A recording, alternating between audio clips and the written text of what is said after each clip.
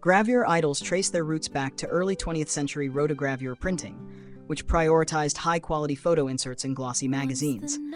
Originally, these spreads featured pretty tame photo date styles, girls laughing at cafes or chilling in parks, nothing crazy.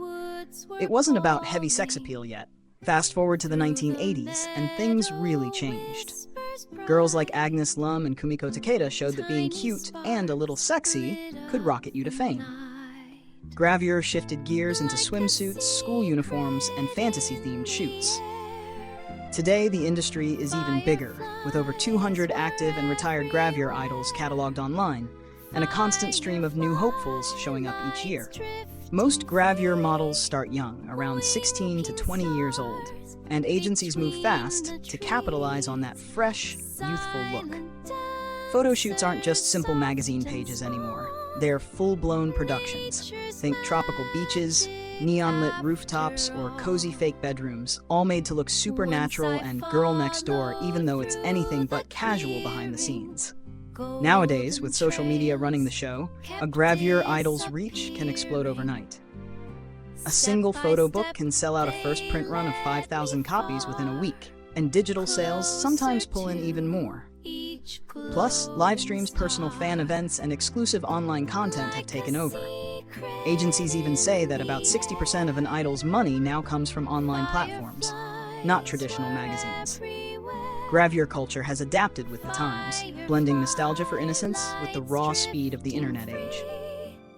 Winking stars between the trees, silent dancers, soft and small. Photo books are still the heart of the Gravure world.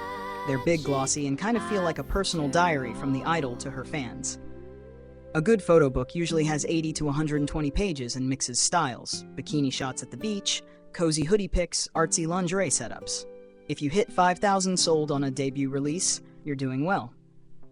Top sellers can clear 20,000 and sometimes do follow-up editions within a few months. DVDs used to be a massive part of the scene too. Those making-of videos showing the model during shoots, laughing between takes, adjusting outfits, posing in slow-motion montages. These days, though, DVDs have mostly gone digital. Instead of lining up at a Tower Records to buy a physical disc, fans pay online to stream or download exclusive videos directly from an idol's site or fan club. Agencies track live stream income religiously now because a single session with 2,000 paying viewers at 500 yen each easily crushes any print royalties. A lot of newer idols focus on building up TikTok, Instagram, and YouTube followers even harder than they focus on getting into magazines. Social media virality has become the fastest way to cut through the competition. If you can get your swimsuit dance video to pop off with 1 million views, you'll be booking modeling jobs left and right. Gravure has also gotten super merch heavy. Signed posters, custom phone wallpapers, body pillows, photo card packs, you name it. Basically, you're not just selling photos, you're selling a whole lifestyle vibe.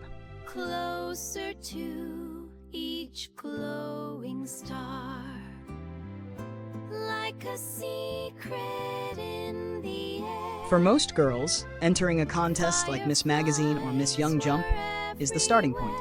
These contests attract thousands of applicants, but only the top 16 or so make it to the finals. If you get there, you're instantly pushed onto magazine covers, TV specials, and agency recruiters' radars. Winning, or even just placing in the top 5, can land you a year-long exclusive contract and a couple of guaranteed photo book deals. But here's the kicker: agencies take a massive cut. A modeling shoot might pay around 10,000 yen per page billed to the magazine, but after the agency fees, the idol might take home just 3,000 yen. That's like 20 to 25 bucks per page. So it's not exactly get rich quick. Agencies also control your schedule, social media output, even your haircut sometimes. Contracts usually last 2 to 3 years, and it's super rare to get out early without penalties. Training is a big deal too. Agencies teach posing, facial expressions, how to interact with fans in person and online, even basic PR skills like what to say during awkward interviews. If you flub a major event or show up late to a shoot, it can be brutal. Some girls get blacklisted by agencies before they even get a real career going. It's a tightrope walk. You have to be cute, sexy, polite, grateful, and safe enough for mainstream gigs, all at the same time. between the trees, silent dancers, soft and small, nature's magic after all. Life behind the lens isn't as glamorous as it looks. A typical shoot day starts at 5 or 6 a.m. You show up with no makeup on, shivering under a giant hoodie, and immediately jump into hair and makeup for 2 hours. Then you spend the next 8 to 10 hours posing non-stop. Some outfits are basically dental floss held together with optimism. Studio shoots get crazy hot under all the lighting rigs, and outdoor shoots are even worse. You might be smiling in a bikini while actually freezing your butt off in winter. Most idols are paid per shoot, not per sale.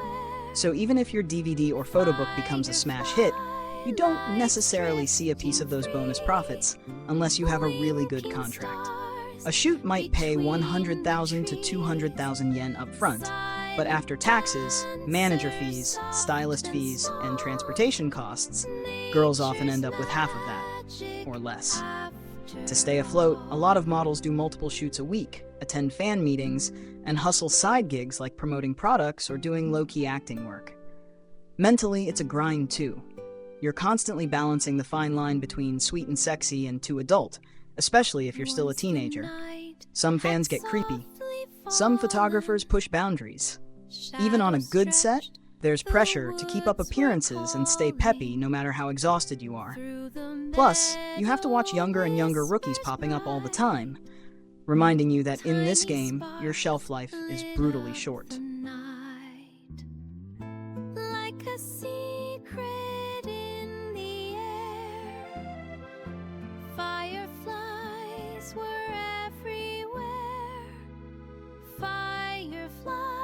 In Japan, public opinion about Gravure idols is weirdly split. A lot of people see it as a totally normal part of the entertainment world.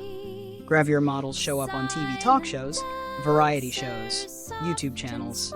They're everywhere. Some fans, especially guys in their 20s and 30s, talk about Gravure idols almost like sports teams. They have favorites, collect merch, attend events, and get really deep into idol fandom communities. For them, buying a swimsuit photo book or DVD isn't anything sketchy. It's just supporting their favorite entertainer. Older generations, though, sometimes view Gravure with a little more side-eye, especially when the models are super young and shot in school uniforms or cutesy outfits.